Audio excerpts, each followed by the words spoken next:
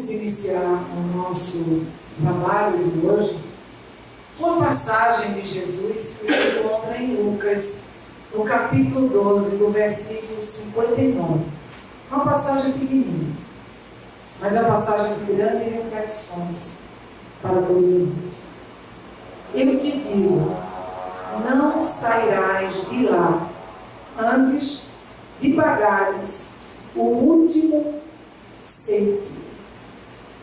Todos nós estamos a caminho.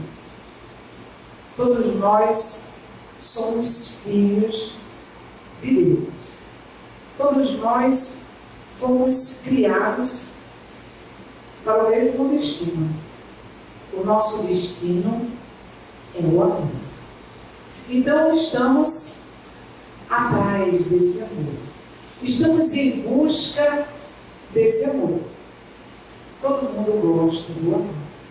Talvez desconheçamos esse amor.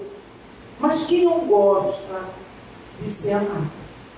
Quem não gosta de ser acariciado? Quem não gosta de ser lembrado? Então, podemos dizer que isso pode ser uma pequena fagulha de amor que nós conhecemos. E esse amor, desde a infância, nós estamos aprendendo. Porque desde os cuidados maternos das nossas mães, o toque, o calor, o aconchego, o cuidado que as nossas mãezinhas tiveram conosco na infância, tudo isso são lições de amor. Por isso que no mundo que habitamos ainda, necessitamos da infância. Porque na infância temos as primeiras lições de amor. Só aquele contato das suas mãos, no calor do aconchego do seu coração, doando algo da natureza, o leite materno. Então tudo isso são sinais de amor. São fagulhas que vai tocando as nossas almas para que nos tornemos maternos. Porque o amor não está só nas mães. Existem homens que são muito mais maternos do que algumas mulheres. Existem homens que sabem aprender a amar muito mais. Por quê? Porque nós não somos homens e mulheres. Nós somos espíritos imortais. Somos criaturas de Deus, criados nas mesmas condições. Nas mesmas condições que esses espíritos que hoje governam planetas um dia passaram. Um dia chegaremos à condição de Jesus. Quem é Jesus? O Espiritismo nos diz que Jesus é o Espírito mais perfeito que habitou a Terra. Ele é o nosso modelo. Ele é o nosso irmão. Então, Jesus vem justamente nos mostrar o caminho. Então, Ele nos mostra como deveríamos fazer para chegarmos a Ele. Por que estamos falando isso? Porque Jesus aqui diz, não sairás de lá. De onde? Da prisão. Que prisão é essa? Alguns consideram prisão. Vamos falar que é uma prisão, mas que pode ser uma prisão positiva. Que podemos passar pela prisão de forma mais leve. É a encarnação. Essa condição que nós, encarnados, nos encontramos. Porque sabemos que aqui, nesse agrupamento de espíritos, não existe só as criaturas encarnadas. Existem aqueles que desencarnaram, que se encontram no mundo espiritual.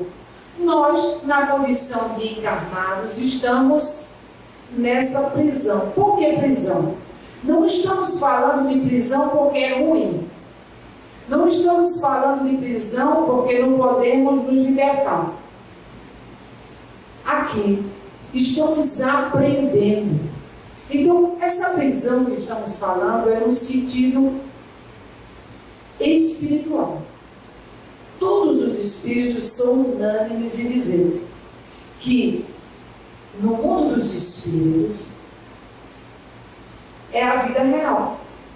A nossa vida verdadeira é a vida espiritual, porque somos seres espirituais. Então, enquanto estamos ligados à matéria densa, estamos aprisionados. Pesa, porque é uma matéria densa. Todos nós possuímos um corpo espiritual. Esse corpo espiritual acompanha a evolução do espírito. À medida que o espírito vai evoluindo, esse corpo vai ficando mais rarefeito, mais sutil, mais leve. Logicamente, esse corpo espiritual é mais leve. Então, no mundo dos espíritos, sem o peso da matéria, nós nos sentimos mais livres. Alguns podem volitar, né?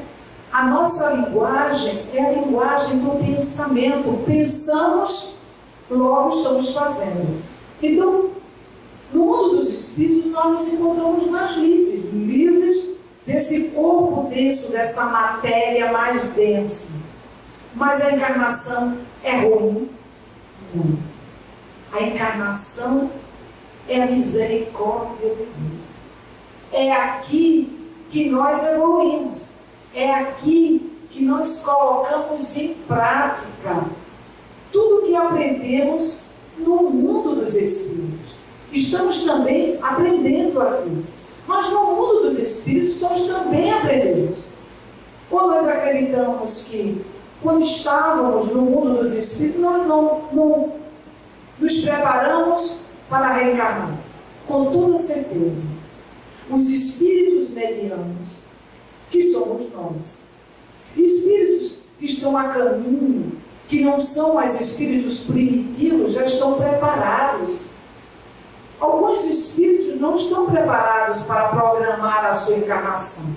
Outros já estão, nós já estamos em condições, porque já temos o desenvolvimento intelectual. Então, qual é o objetivo de estarmos aqui? Desenvolvermos a inteligência e a moralidade. Duas asas. Por que eu falo asas?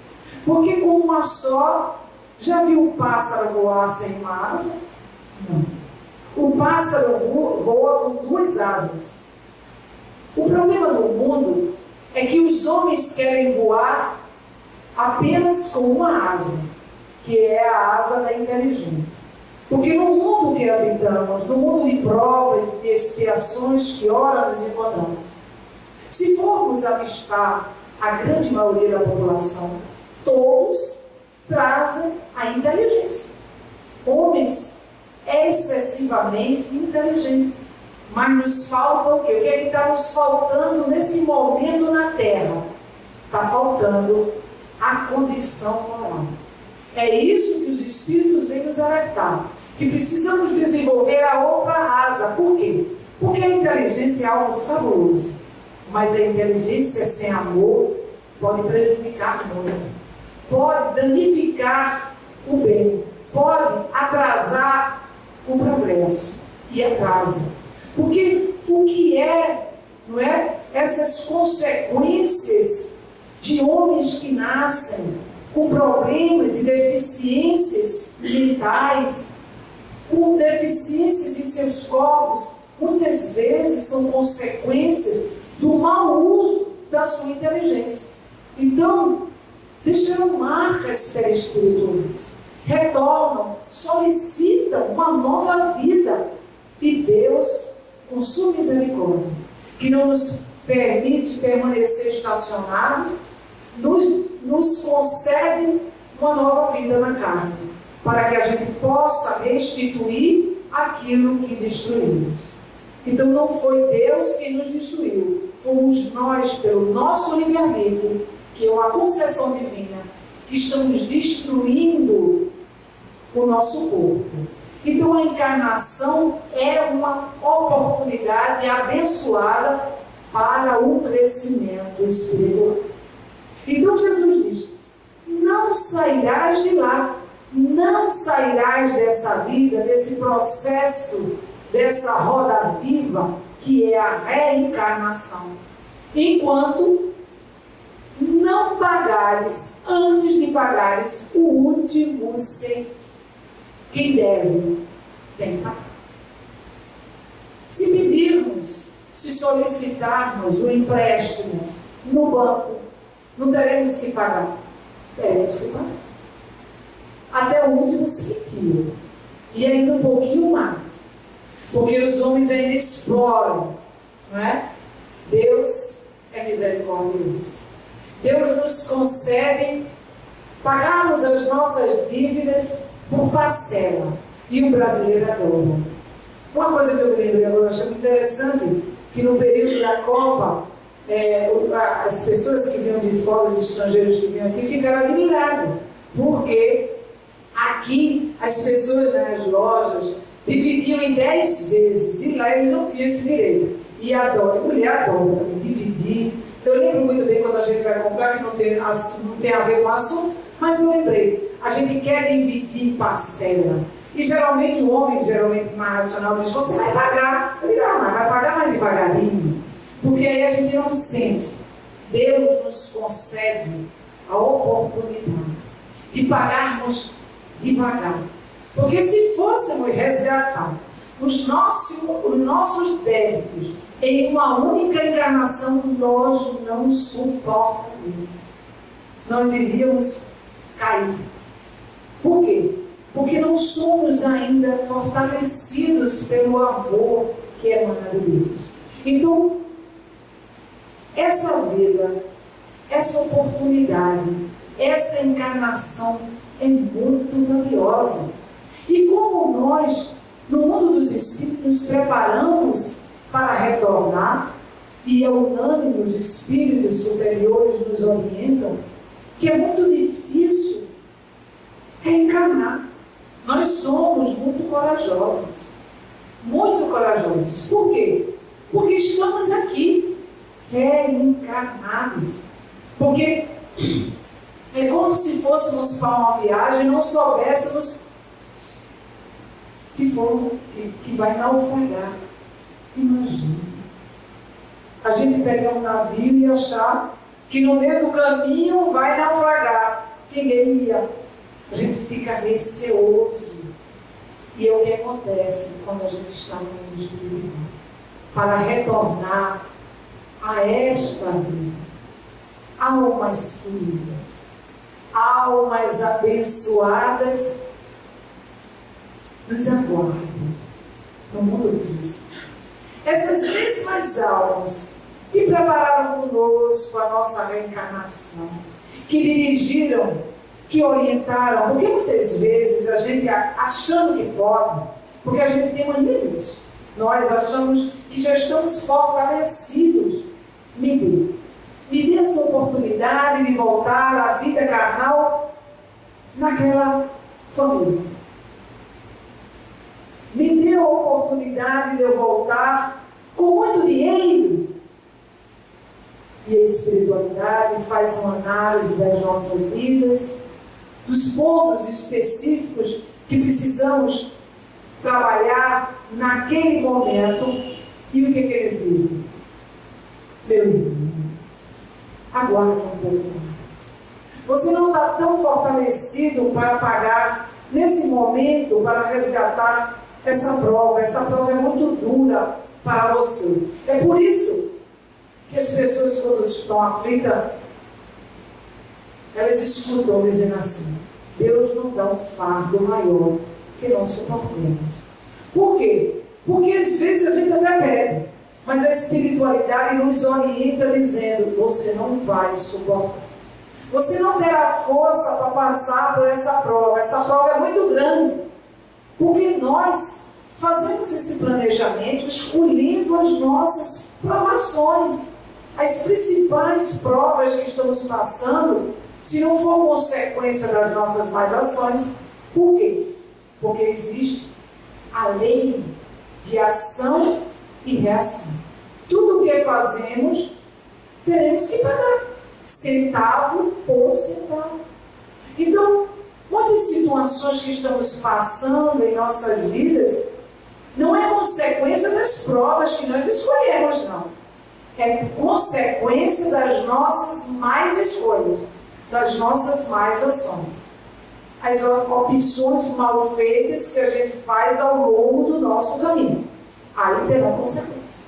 Então, as provas, dependendo da situação que nós encaramos, dependendo da lição necessária que a gente tira para nós, aprendendo a lição, a gente é aprovado.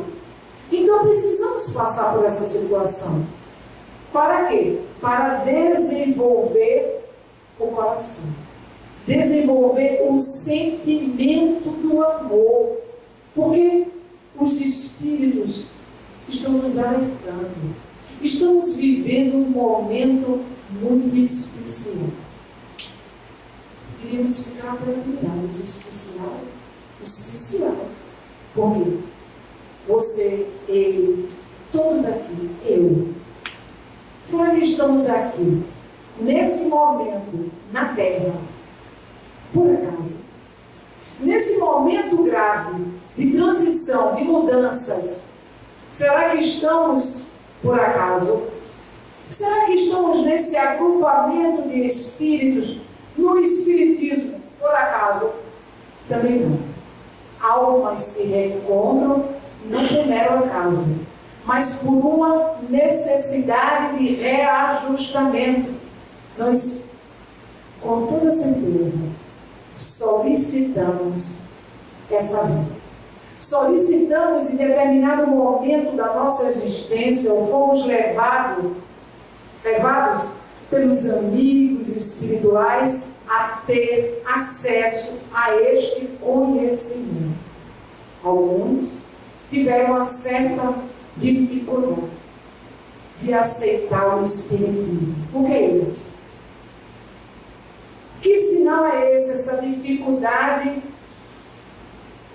de aceitar o conhecimento que nos engrandece? O conhecimento que tira o véu, que arranca o misticismo, é a falta de maturidade espiritual. Precisamos desenvolver essa maturidade que independe da idade fisiológica, é a idade espiritual.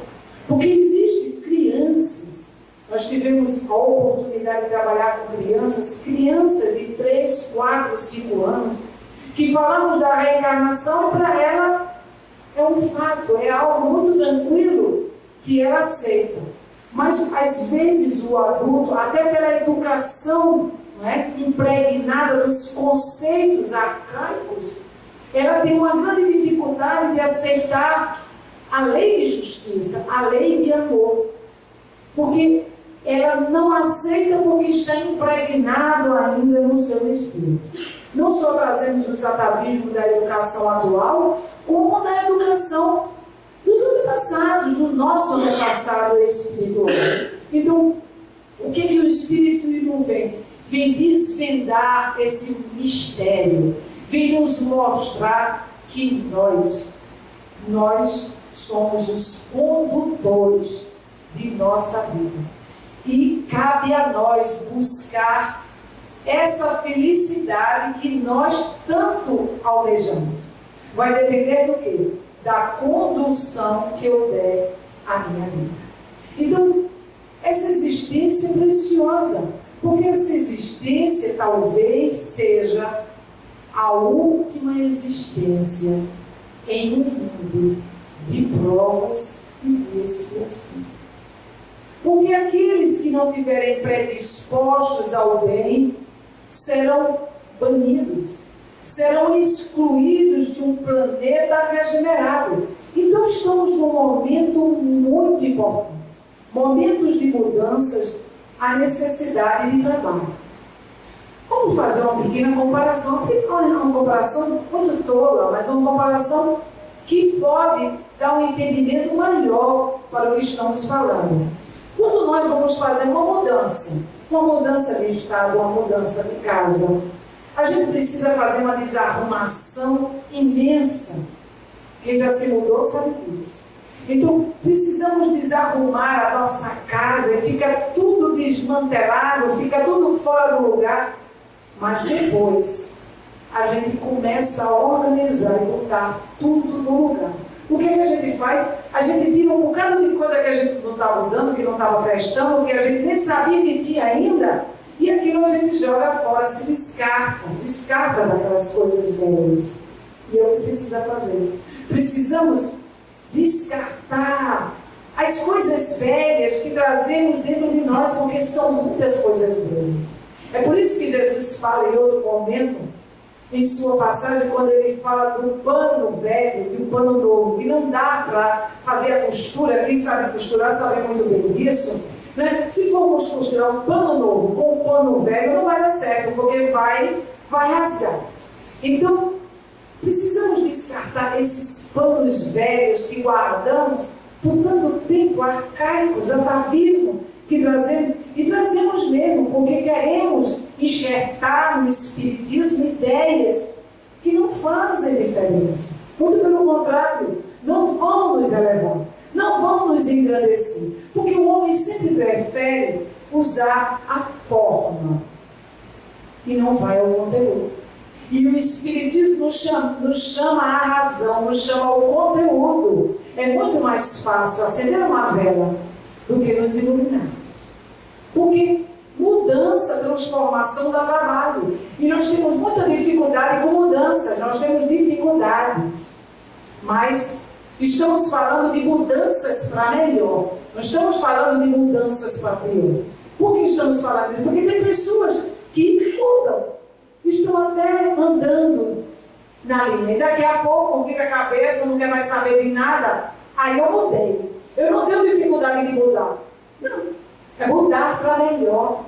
Mudar para crescer. Mudar para evoluir. Então precisamos quebrar esses paradigmas para que a gente possa crescer, para que a gente possa evoluir, para que a gente possa encontrar essa paz e esse amor que Jesus nos convida a viver. Então, enquanto estivermos devendo, enquanto estivermos que aprender, precisaremos estar aqui na vida carnal, para que um dia possamos chegar à condição de Jesus, espírito puro, espírito liberto da matéria densa, espíritos felizes, e nos tornarmos governadores espirituais, como Jesus é. Jesus, segundo os Espíritos, dirige esse homem. Então, Jesus é que está à frente dessa grande embarcação. E essa embarcação não vai naufragar. Não vai. O que é que vai acontecer? Estamos dentro dessa embarcação. Alguns irão desistir. Alguns pulam amedrontados no momento da turbulência, no momento da tempestade. Alguns pulam e se afogam no grande oceano das paixões. Mas outros se sustentam firme. E ao invés de então se sustentando no grande barco, no grande navio, eles estão colaborando com Jesus. Precisamos nos tornar o quê? Colaboradores divinos.